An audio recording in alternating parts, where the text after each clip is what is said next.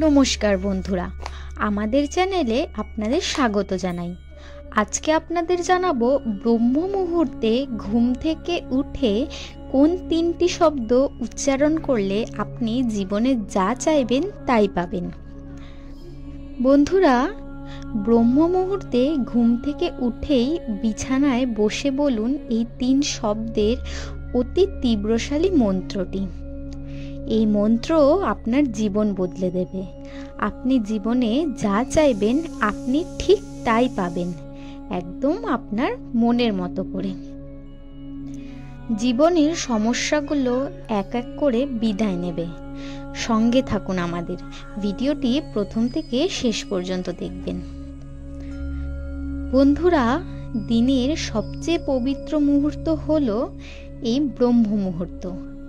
শাস্ত্রমতে সূর্যোদয়ের ঠিক আগে 1 ঘন্টা 36 মিনিট সময়কালকে বলা হয়ে থাকে ব্রহ্ম মুহূর্ত।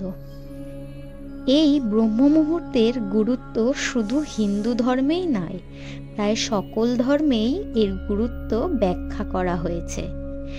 এই সময়কালকে এত গুরুত্ব দেবার কারণ হলো এই সময় সৃষ্টিতে দিব্য শক্তির সঞ্চার সবথেকে বেশি থাকে।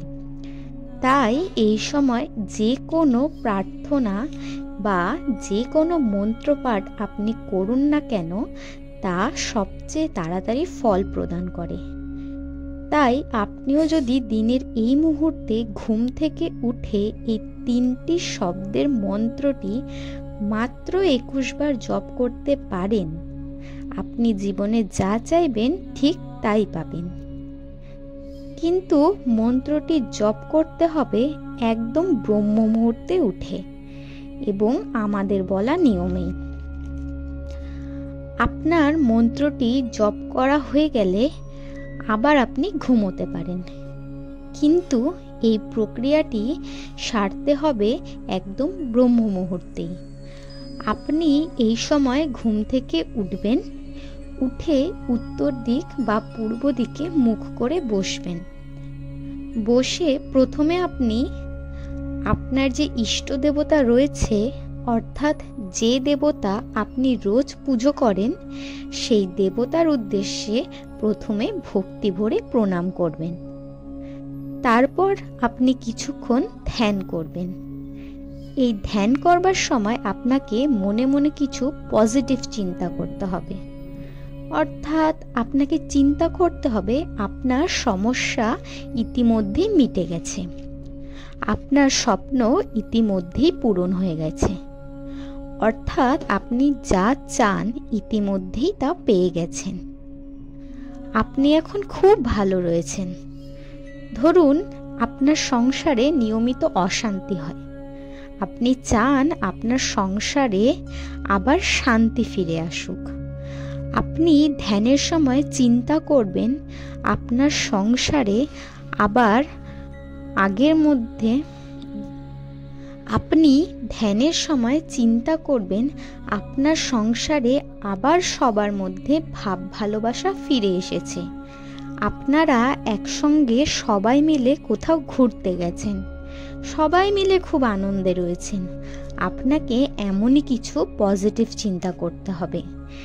এই রকম কিছুক্ষণ চিন্তা করার পর আপনি আপনার মনের ইচ্ছাটি 21 বার বলবেন। কিভাবে বলবেন?